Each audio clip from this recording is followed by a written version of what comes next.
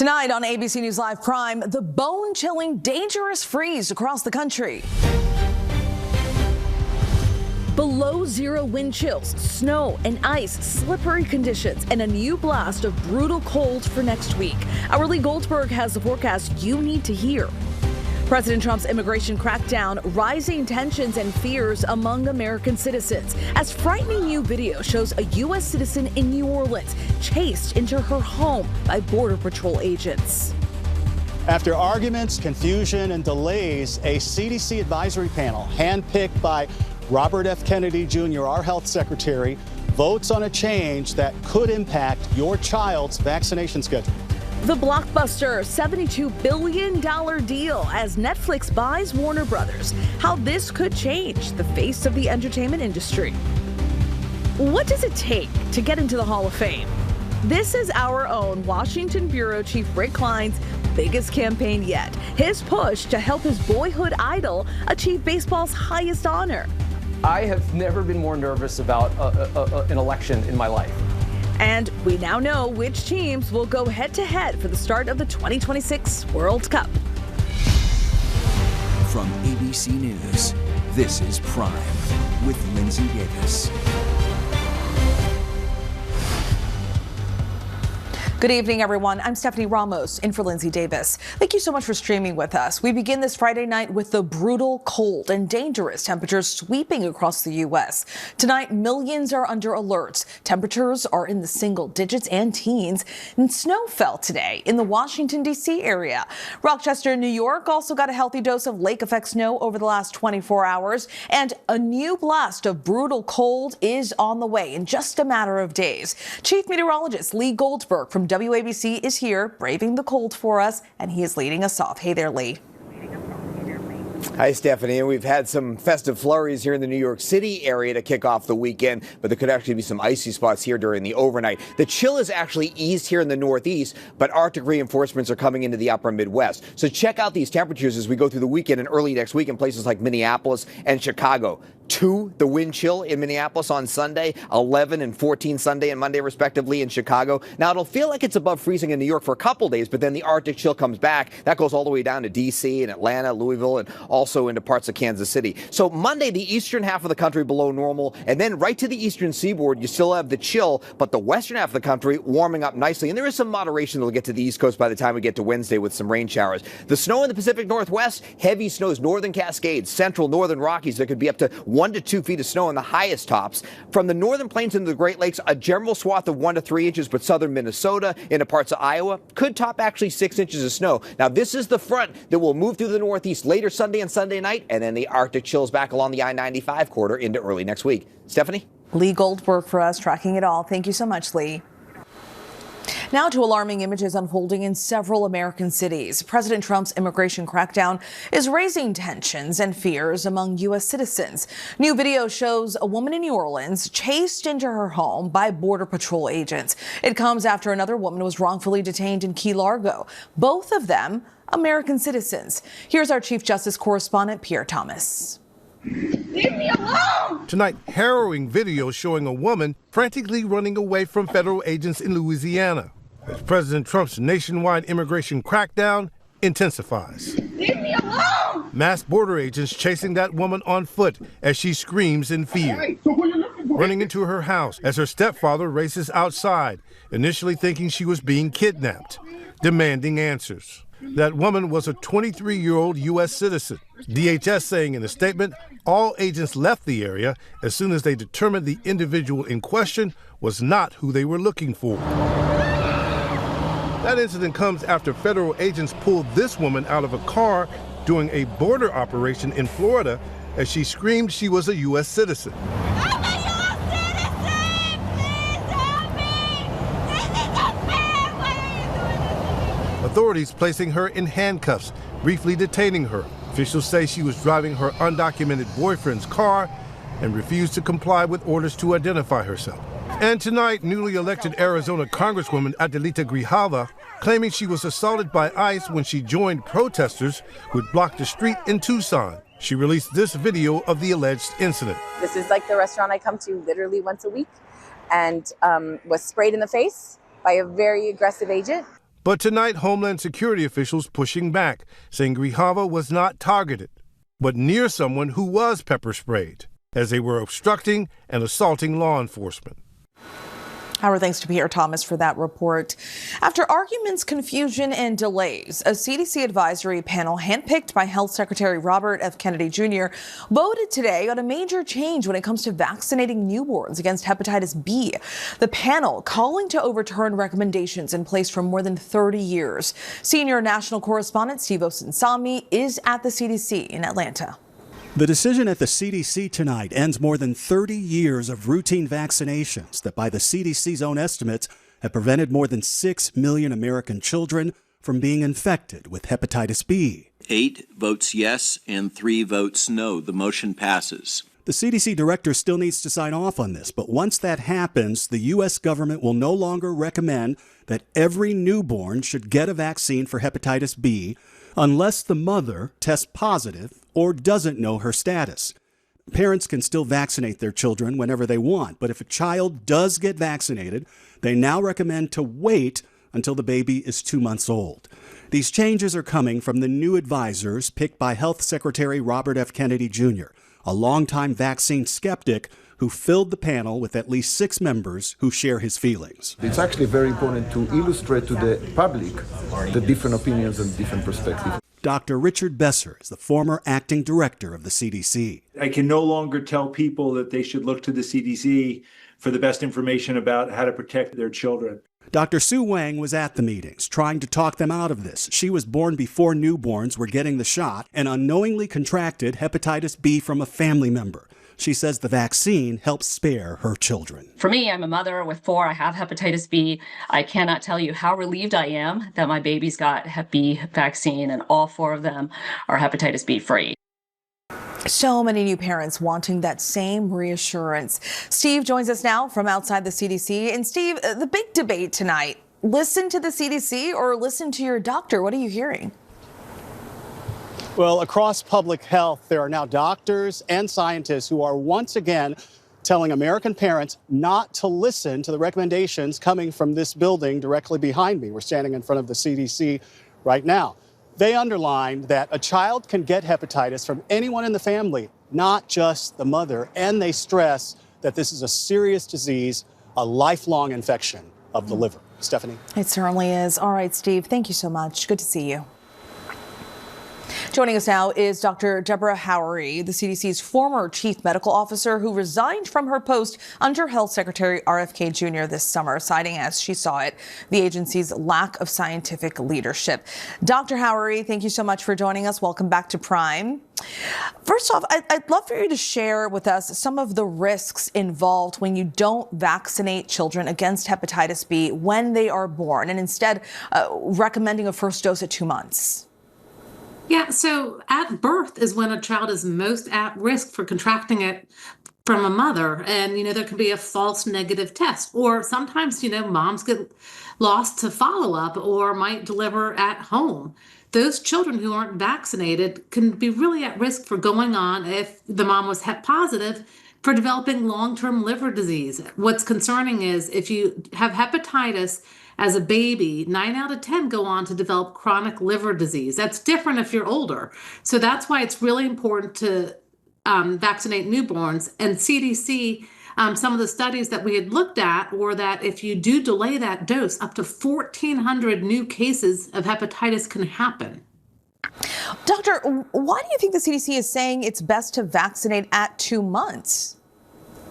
Well, I'm going to say this is a different CDC, and this was a CDC vaccine panel.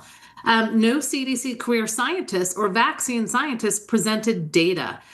What we saw were people that had ties to outside groups, or one is like a CDC contractor. And 2 of them actually who presented had retracted papers on autism. That's who was presenting this data. I see. And how might hepatitis B infections increase, let's say 6 months from now, years from now? Well, I think we'll start to see that as vaccines get delayed, because even if a mom is Hep B negative and they decide not to vaccinate the baby, that doesn't mean that the child's not going to get exposed in daycare or in other household exposures. So we are going to see an uptick of cases. And this is heartbreaking. We've already seen 5 children die this year from whooping cough and measles. Those are vaccine preventable. Now we're going to see hepatitis cases. Now, when President Trump and RFK campaigned together, you may remember this, they repeatedly promised to make America healthy, and RFK in particular promised to follow, quote, gold standard science. You believe he's not following the science. So what is he and most immunization practices committee members following if it's not science, if it's not data?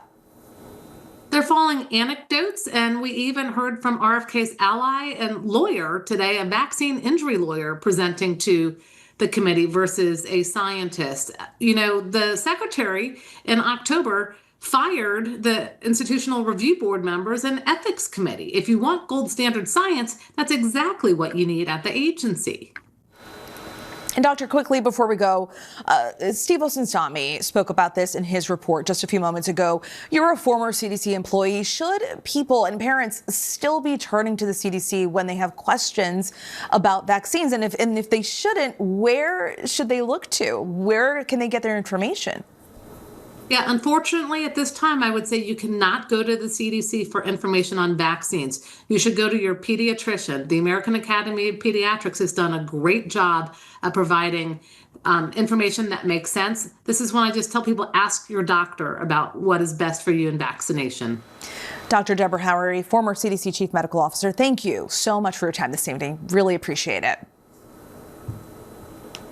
Tonight, we're learning about a new U.S. military strike targeting an alleged drug boat in the Caribbean. The latest strike comes amid the fallout over a previous strike where 2 survivors were killed. Let's get right to ABC's Martha Raddatz. Tonight, new questions for the Pentagon as new details emerge about the second strike on a suspected drug boat that killed 2 survivors. A source tells us that after the initial strike, between 41 and 44 minutes went by before the second missile fired. Another source who watched the video says those survivors had been clinging for their lives to the overturned boat, appearing incapacitated and defenseless. The source says at one point the men were waving to something overhead. Lawmakers have given conflicting accounts of the video. The Republican chairman of the Senate Intelligence Committee says it showed a lawful and righteous attack. I saw 2 survivors trying to flip a boat loaded with drugs down for the United States, back over so they could stay in the fight. But Democrats say it looked like the military was firing on shipwrecked sailors, which would be a violation of the laws of war. I saw Senator Cotton say that the 2 gentlemen were trying to turn their boat back up, I guess. That is patently ridiculous. That boat wasn't going anywhere. Our thanks to Martha Raddatz for that report. Now to chilling new video that's just been made public. It shows the moment Luigi Mangione allegedly shot and killed United Healthcare CEO Brian Thompson and the moments right after. Here's ABC's chief investigative correspondent Aaron Katursky.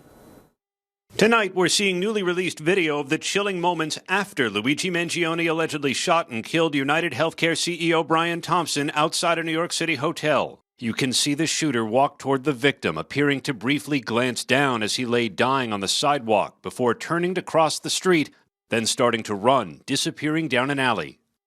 This woman, holding her coffee, seems to hear the first shot. She flinches as Thompson stumbles, then seems to look straight at the gunman, still taking aim, before she runs off. Seconds later, a man in the hotel steps outside, looks toward Thompson crumpled on the ground, and starts pointing in the suspect's direction. But it would be 3 minutes before police arrive and tend to the CEO, another 8 minutes until an ambulance pulls up. They're looking for a male, about 5 feet, 10 inches in height, cream-colored jacket, black mask, black gloves.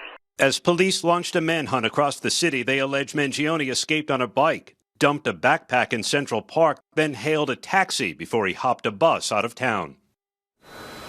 Our thanks to Aaron Kotursky for that report. The Supreme Court today agreed to hear a case with wide-reaching implications, birthright citizenship. Lower courts had paused a Trump administration policy immediately as unconstitutional. For more, I want to bring in ABC's legal contributor, James Sample. Thank you so much for joining us, James. I knew you'd be back. You'd be back to talk about this.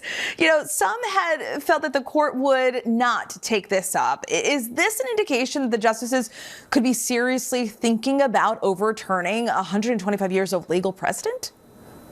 Stephanie, it is a really good question, and the answer is we just don't know. But this is a remarkable moment when you consider that today, when the Supreme Court decided to consider this question, it effectively placed on the docket one of the Constitution's most settled commitments. This has, as you note, been the law for 157 years since the 14th Amendment was adopted in 1868, and it has been, as you note, a matter of settled Supreme Court precedent going all the way back to 1898, the principle known as jus soli, the birthright citizenship, based on the birth within the United States, on the soil of the United States, has been a settled matter and an important part of the American constitutional fabric. Whether the Supreme Court is seriously considering reconsidering that precedent is anyone's guess at this point. And what are the implications beyond just birthright citizenship?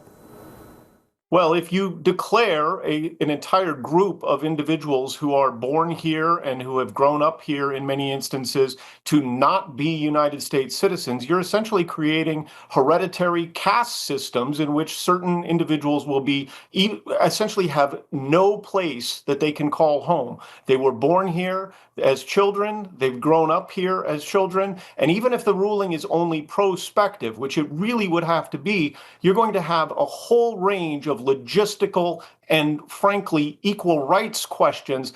You know, when someone is born in a hospital, do you really want the hospital to be focused first and initially on testing the citizenship of the parents in that instance? This is potentially Pandora's box in terms of civil rights in the most severe of ways.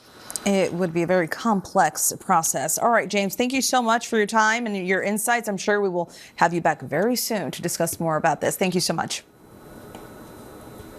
Developing tonight, Waymo has issued a voluntary recall over its self-driving cars after officials in Texas said the cars illegally passed school buses at least 19 times. The move comes after the National Highway Traffic Safety Administration opened an investigation into the issue. Tonight, Waymo's chief safety officer tells ABC News a software issue was identified that contributed to the incidents with school buses. The company says there were no injuries and maintains safety is its top priority. Well, Netflix officially announced it has entered a definitive agreement to acquire Warner Brothers, including its film and television studios, HBO Max and HBO.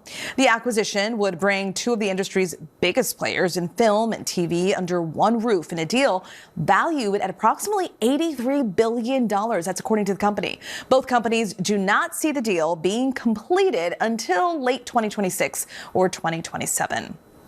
Tonight, tributes to one of the world's most celebrated architects. Frank Gehry has died following a brief respiratory illness. The creative mind behind global masterpieces found throughout the U.S., Canada, across Europe and Asia, driven by his boundless imagination. He once said creativity is about play and a kind of willingness to go with your intuition. David Muir reports.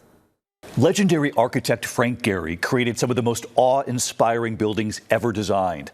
Most notably in northern Spain, the Guggenheim Museum Bilbao. Clad in titanium, opening in 1997, 1.3 million visitors in its first year. Frank Gehry once said they asked him to build a museum unlike any other. We want the building to have a presence in the community. We want it to be strong. We want our little mud pies in great buildings. There was the Walt Disney Concert Hall in Los Angeles, opening in 2003.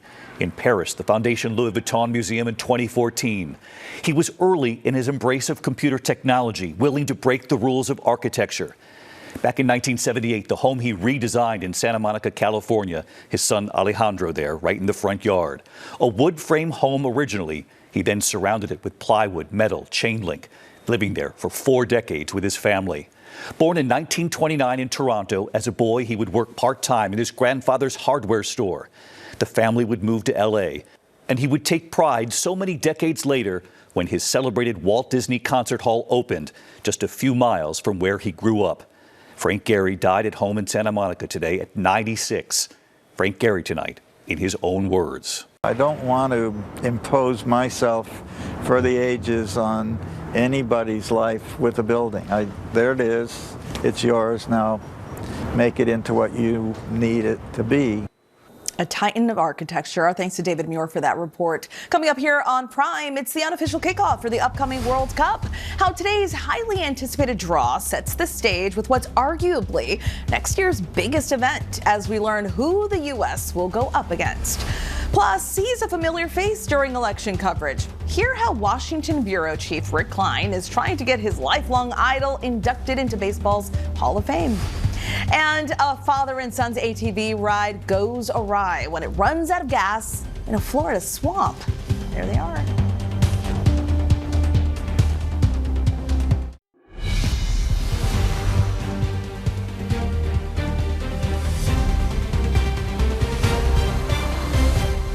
The 2026 FIFA World Cup kicks off in just about 6 months across the U.S., Mexico, and Canada. But excitement went into full swing after today's final draw in Washington, D.C., which laid out the group stage for the tournament. Now, most teams in the tournament, including the 3 hosts, know the initial opponents that stand in their way of their quests for glory. Let's look at the draw by the numbers.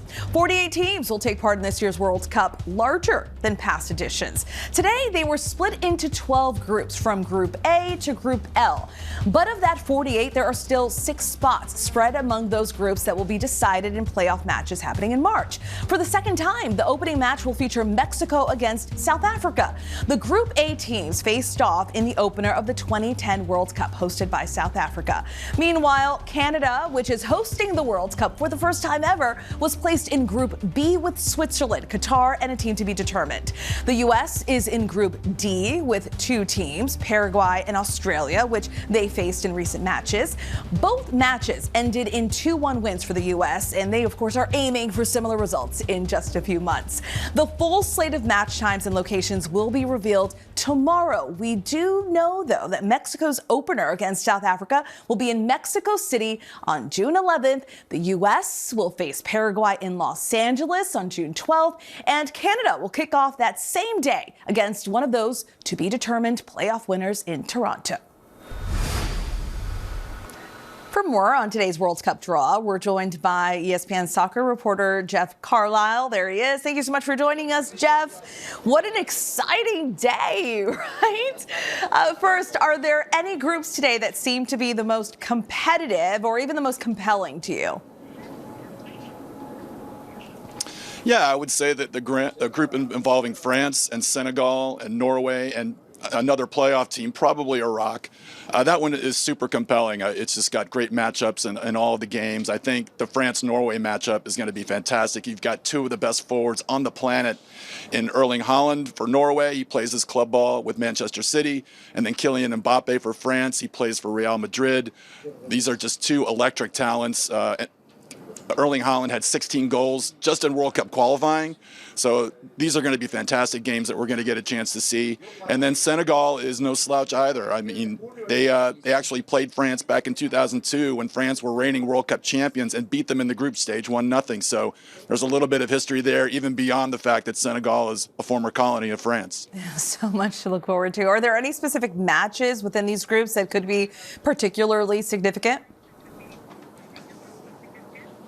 Yeah, I think the one involving Morocco and Brazil. Morocco is a team on the rise. They made the semifinals in the last World Cup in Qatar.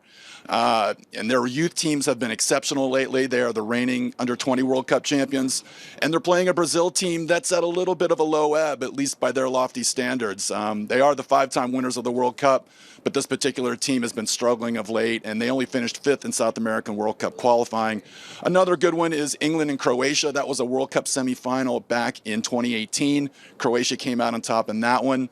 And then going back to the France, Senegal, and Norway group, again, I think the France-Norway game is just going to be fantastic. Some great talent is going to be on display. Absolutely. So many great countries involved there. Let's bring it back to the U.S. As we mentioned earlier, the U.S. is in Group D and recently faced and won against two of their group mates. What do you think of the draw the U.S. received? I think it's a tricky draw, but I think it's also very manageable. I think these are very evenly matched teams. I mean, Paraguay is the worst ranked team in the group at 39. Everybody else is ranked above them. I mean, you look at the other groups throughout the World Cup draw, and they all have teams in the 40s, 50s, or higher. And so, it's going to be a very competitive group, but I think it is one that the U.S. is going to be able to get through. A lot will depend on who comes through in that playoff slot. Turkey is the favorite. They're ranked 25th, I believe, in the latest FIFA rankings.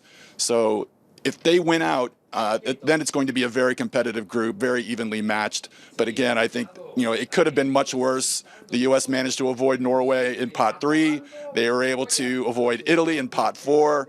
So, it's going to be very, very competitive, but it could have been so much more dire for the United States. And manager Mauricio Pochettino is sounding very optimistic about his side's chances when he was discussing the draw earlier today. Can't wait to watch with my soccer playing kids. We got a little bit to go, but it'll be fun. And of course, there are still 6 spots up for grabs, which will be decided with playoff matches. All right, Jeff Carlisle, ESPN soccer reporter. Thank you so much for joining us. Coming up, NBA legend Michael Jordan takes a stand in his legal fight against NASCAR. We'll have the latest from that trial. And our ABC Washington Bureau Chief, Rick Klein, there he is. He knows a thing or two about campaigns. He's embarking on one of his own for a childhood hero. Stick around for this. It's a good one. Welcome back to Prime. Here's a look at the stories making headlines right now. The CDC's vaccine panel voted today to remove the universal recommendation for the hepatitis B vaccine at birth. Instead, the vaccine recommendations will not be based on a mother's testing status. If a mother tests negative for hepatitis B, parents should decide with their doctor whether to get the shot for their newborn. If a mother tests positive or has an unknown status, parents should continue to vaccinate their newborn. The Supreme Court today announced it will hear an expedited appeal of President Trump's case seeking to end birthright citizenship by an executive order. For more than 100 years, the courts have interpreted the Constitution to give U.S. citizenship to anyone born on U.S. soil, regardless of the legal status of the child's parents. This is the second time the court will review President Trump's executive order. Bundle up. An Arctic blast is bringing frigid cold to millions of Americans across the Midwest and the Northeast. Record low temperatures were recorded in Pennsylvania, New York State, Illinois, and Michigan today. And this weekend, another blast of cold air will freeze Minneapolis, while next week, more Arctic air will keep the Midwest and Northeast well below zero for wind chills. Coming up here on Prime, the push to get former Atlanta Braves outfielder Dale Murphy elected to baseball's Hall of Fame, more than 3 decades after his retirement. And the handbag that just sold at auction for millions of dollars. We'll tell you what made it so special when we come back. ABC Washington Bureau Chief Rick Klein is an expert on political campaigns. He has spent years covering elections and has seen his share of supposed long shots win it all. Tonight, Rick throws all of that experience and a whole lot of heart behind an all-in fight to get his lifelong idol into baseball's Hall of Fame. This whole display here is all Dale Murphy signed cards. You can see some with the gold border. This hat I wore on every family vacation for about 3 years. I get a pin from different places that we went. Rick Klein over at the big board. My name is Rick Klein. I have been covering campaigns for my entire career. I'm the elections guy at ABC News. I do the boards on election night. This is the first major battleground state that has been protected by ABC News, so breaking down polling data. For these last couple of months, though, I've been involved in a campaign of my own. This one is about getting my guy, my hero, Dale Murphy, elected to the Baseball Hall of Fame. Dale Murphy. Atlanta feels it has a future star. Dale Murphy is an extraordinary human being. When When I think of the 80s, I think about great music. 1981 changed all of our lives. First off, MTV really introduced TV for a new generation. By the time we get to Michael Jackson's Thriller, I mean, minds are blown. There were absolutely moments where the world just kind of stopped in the 1980s. To me, the 1980s and baseball were one and the same. It wasn't lost on me that Ferris Bueller, on his day off, went to a baseball game. You realize if we played by the rules right now, we'd be in gym? My favorite decade in baseball has, without question, been the 1980s. How could that ball have gone through Buckner's legs? Behind the bag! It gets through Buckner! Here comes Knight, and the Mets win it! And how could a World Series game not even begin because of an earthquake? Tell you what, we're having an earthquake. We are postponing the game because there is no power in the stadium. I grew up on Long Island, New York, and a diehard Yankees fan. But I also was a bit of a contrarian kid, and I needed a National League team, and I found one on TBS. At that time, really the only nationally broadcast games day to day were on Ted Turner's TBS. Superstation TBS presents the Atlanta Braves, America's team. The best player on the Braves at the time was Dale Murphy. And I became, I would say, obsessed with Dale Murphy. And I bought all his baseball cards. I had his jersey. Dale Murphy, from 1982 through 87, a 6-year period, was arguably the best player in baseball. Best ball drilled to left. If it's fair, it's gone. He won back-to-back MVPs in 1982-83. When you look at his home runs, his runs batted in, his stolen bases, and his Gold Gloves, there are only 8 players in Major League history that can match Dale Murphy in all 4 of those crucial categories. His reputation is as spotless as any baseball player that I have covered over the last 45 years. He endorsed milk, for Pete's sake. He was the epitome of the American good boy. They say don't meet your heroes, but I got to. Over the years, Dale and I became friends, and when I saw him over the summer, the question came up about the Hall of Fame and the upcoming vote. That's when Murphy's many fans swung into action to get him into the Hall. There's only one Dale Murphy. We put together this campaign, and we ended up putting out a video narrated by Jason Aldean that got the ball rolling. His career, which defined the era known as Generation Murph, deserves the immortality that Cooperstown offers the best. Rapper Killer Mike, REM's Mike Mills, Hall of Famer Chipper Jones, all joining the push for Dale. I know what Dale Murphy did for this city. I know what Dale Murphy meant to this organization. We were retweeted by 3 U.S. governors, and suddenly people were buzzing about this. Brooke knows ball, and Dale Murphy belongs in the Hall of Fame.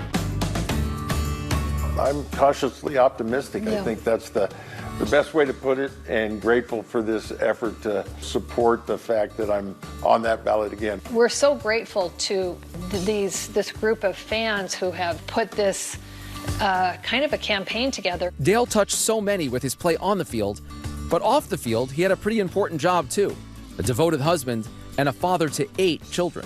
Dale was a lot of help, but it was tough. I mean, those were a tough few years, you know, and we had 8 kids under 13.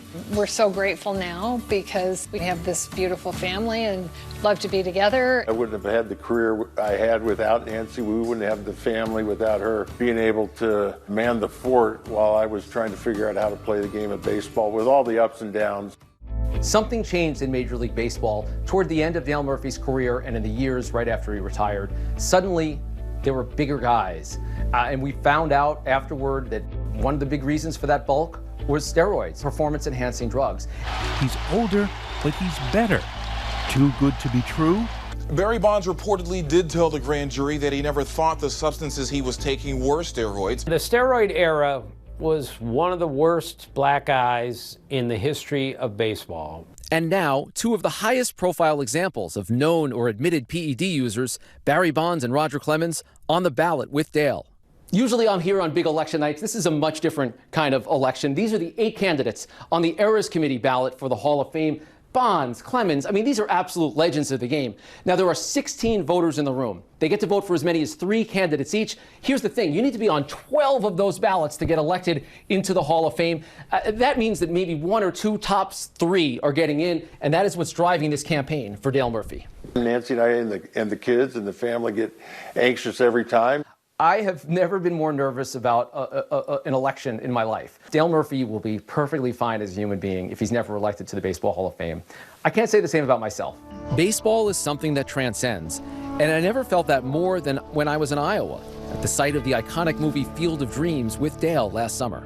The scene that has long stuck with me is at the very end. James Earl Jones gives one of the all-time great speeches. The one constant through all the years, Ray, has been baseball. This field, this game, is a part of our past, Ray. It reminds us of all that once was good, and it could be again. As I stood there on the Field of Dreams with my actual hero, Dale Murphy, it had been about a year since my own father passed away, and that movie is about fathers and sons, as so much in sports is and so much of baseball is. And that, to me, is the magic of sports, the magic of baseball, is that you can find meaning in these things that are utterly meaningless. The vote is this weekend.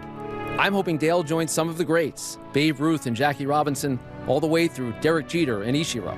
Dale's legacy, it's so much more than baseball. People will remember him as an incredible ball player, but mostly as an incredible human being. Rick was a fan, and now he's a friend. That just means the world to me. We're a part of people's memories and the feelings it brings to them about their family and being able to enjoy the game of baseball with their family and their parents and their siblings. They say never meet your idols, but in this case, it worked out for Rick and for Dale Murphy. Our thanks to Rick Klein for that report. Coming up, actor Lou Diamond Phillips is still a heartthrob. Decades since Miami Vice made him a star. He'll be here to talk about his newest star turn on the HBO comedy The Chair Company. And it's that time of year, awards season. We'll tell you the film that led all others in nominations when the Critics' Choice nominees list was revealed today.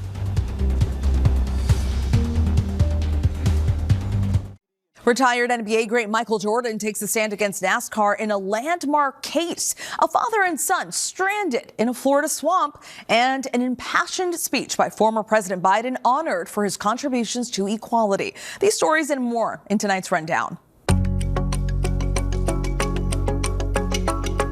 Retired NBA great Michael Jordan took the stand today at the landmark NASCAR antitrust case. Jordan co-owns NASCAR Team 2311 with racing star Denny Hamlin. They and another team are claiming NASCAR acted as a monopoly, leaving some teams at a disadvantage. He testified that he's been a fan of the stock car series since he was a child, but felt he had little choice but to sue to force changes in the business model. Jordan telling the jury, quote, "Someone had to step forward and challenge the entity."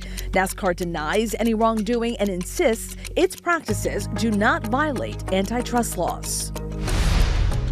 Former President Joe Biden delivered impassioned remarks at an LGBTQ Victory Institute event in Washington. Well, my message to young people is this: just be you.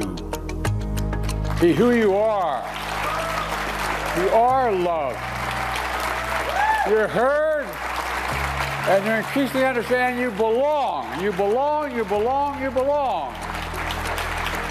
I mean it.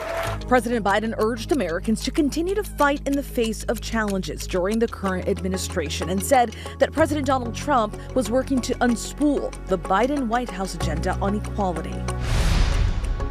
In South Florida, a father and son were rescued after their ATV ran out of gas and got stuck in the mud in the Big Cypress National Preserve. They decided to start a fire to keep warm, calling 911. A specialist team then arrived as the duo's shoes were swallowed up in the thick mud. It ran out of gas and now we're just here stranded. No one was injured and the fire was put out. In Abu Dhabi, the hammer came down on a Birkin bag owned by the late actress and singer who inspired its name, Jane Birkin. This Hermes bag, given to the star in 2003, the second one of the stars to go for auction this year, just sold for $2.3 million at Sotheby's. Inside the bag, a handwritten note from Jane herself. Caught on camera, burglary suspects went on a wrecking spree in a botched ATM heist in Washington state. Security cameras captured a pickup truck ramming the entrance of a Walgreens in University Place. They chained the ATM to the truck and dragged it away, but they didn't get far. Deputies say the ATM broke free and the suspects scrambled to recover it. When deputies arrived, the suspects ran, leaving the ATM behind. The nominations are out for the 31st Annual Critics' Choice Awards, hosted by Chelsea Handler. Leading this year's film contenders with an impressive 17 nominations is Ryan Coogler's Sinners, starring Michael B. Jordan. You twins? Nah, we cousins. Topping the TV categories, Netflix's Adolescence with 6 noms. Dad, I haven't done anything! Winners will be announced January 4th. Actor, director, and writer Lou Diamond Phillips is known for bringing his comedic timing to audiences worldwide. And now he's joined the cast of a new HBO comedy. Our Linsey Davis sat down with him to discuss his role in The Chair Company. Lou Diamond Phillips is known for his roles on the big screen and on the Broadway stage. He is now a part of the hilarious cast that brings HBO's newest comedy, The Chair Company. Let's take a look. So, all of these are from the internet, these pictures? Yeah. And 2 books. We also thought it'd be kind of cool to do like a CBGB's awning or something. What's that, Ron? The tattered awning of CBGB's, like the era that's like nothing matters and just like cool. Okay, Ron. We'll figure out the vibe. You just keep us under budget. Lou, thank you so much for being here. Oh, I'm a lot nicer than that, honestly. I was merely acting.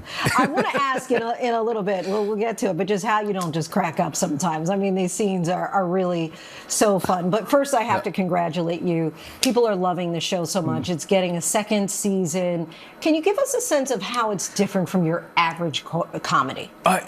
Well, Tim Robinson. I mean, that's pretty much it. I mean, tonally, it is so different than your average sitcoms or whatnot. I mean, some people have said it's The Office meets Twin Peaks. So there is a huge injection of absurdity, some stuff that's very bizarre, macabre. Tim's sensibilities, his worldview, are his own, and they are skewed. And I think he and Zach Kanan together really are just this sort of creative engine that churns out the most bizarre takes on the mundane. And I think that's what's wonderful about it. How much of it is the script? Because you said you read that and you were like, whoa. Yeah. And how much is just improv? It's 90% script. I mean, it really is 90% script. These guys really nail it down. They give you a fantastic framework, and especially where Jeff is concerned, just wonderful dialogue.